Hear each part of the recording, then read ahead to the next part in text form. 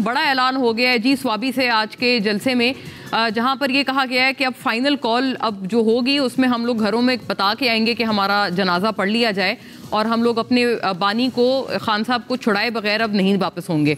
वज़ीर आला अली अमीन गंडापुर साहब ने ये बात आज नहीं की, हमने कई मरतबा पहले भी की है कि अब से आई थिंक 4 माह पहले जब हमारे साथ उनका एक इंटरव्यू था उसमें भी उन्होंने फाइनल जो कमेंट था, क्लोजिंग कमेंट यही कहा था कि अनकरीब ऐसा वक्त आने वाला है जब हम ये कह लेंगे अपने घर वालों को कि सर पे कफन बांध कर निकलें, तो और हम सर पे कफन बांध कर निकले हैं तो हमारे वापस आने की बहुत ज़्यादा उम्मीद ना रखी जाए। तो नाज़रीन, ये कोई ऐसी बात नहीं कि उनका अभी का इरादा है, पहले से गंडापुर साहब इस तरह का इरादा रखते हैं कि ये जो डू और डाई सिचुएशन है उसमें वो अब मरने को गालिबन तैयार हैं। तो ये जो एक नाज़रीन, ये जो एक रिजॉल्व है, इसका इन्होंने इरादा या इसका जो एक प्लान है सिर्फ आज नहीं किया, इससे पहले से चल रहा है। इसके ऊपर बात रहेगी कितनी ख़तरे की घंटी है ये हुकूमत वक्त के लिए, और कहा कि हुकूमत को चलता भी हम करेंगे।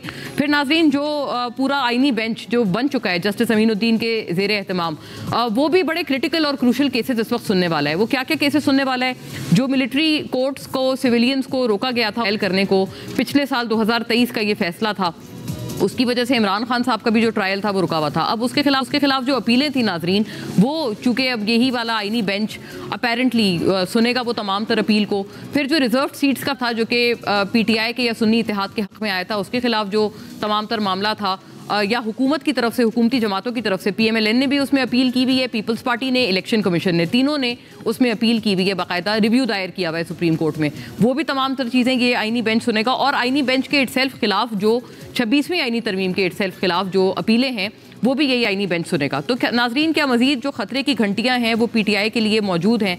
फिर नाजरीन, जो आज क्वेटा में बदतरीन दहशतगर्दी का हमला हुआ और रेलवे स्टेशन पर जो धमाका था, 27 अफराद इसमें लगभग शहीद हुए हैं, 50 से ज़ायद बताया जा रहा है ज़ख्मी हैं, डेथ टोल बढ़ने का भी खदशा है। उसके ऊपर भी बात करना ज़रूरी होगा, क्योंकि स्वाबी जलसे में सच किसी रहनुमा की तरफ से उसकी मजम्मत की हो ये अभी तक मैंने नहीं सुना।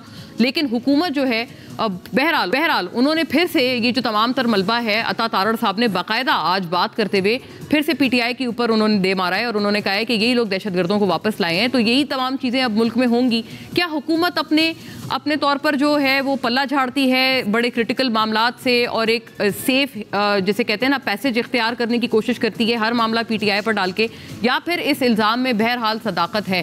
साथ साथ नाज़रीन, दिलचस्प बात यह है कि अमेरिका के झंडे लहराए गए स्वाबी के जलसे में, इसके ऊपर भी बात होगी। कुछ नुकात भी हमारे सामने हैं स्वाबी जलसे के हवाले से, तो वो भी देखते चलिएगा।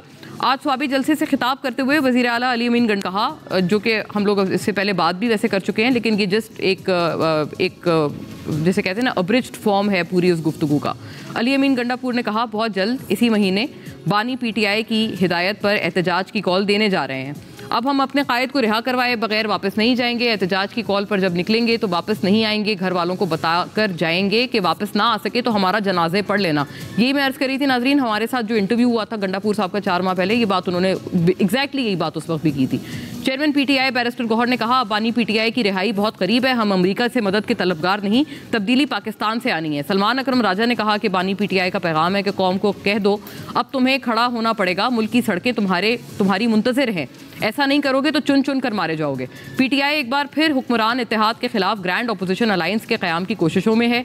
असद कैसर का कहना है कि अनकरीब हम अपोजिशन का बहुत बड़ा इत्तेहाद बनाने वाले हैं, बहुत बड़ी तहरीक चलेगी और इस हुकूमत को चलता करेंगे।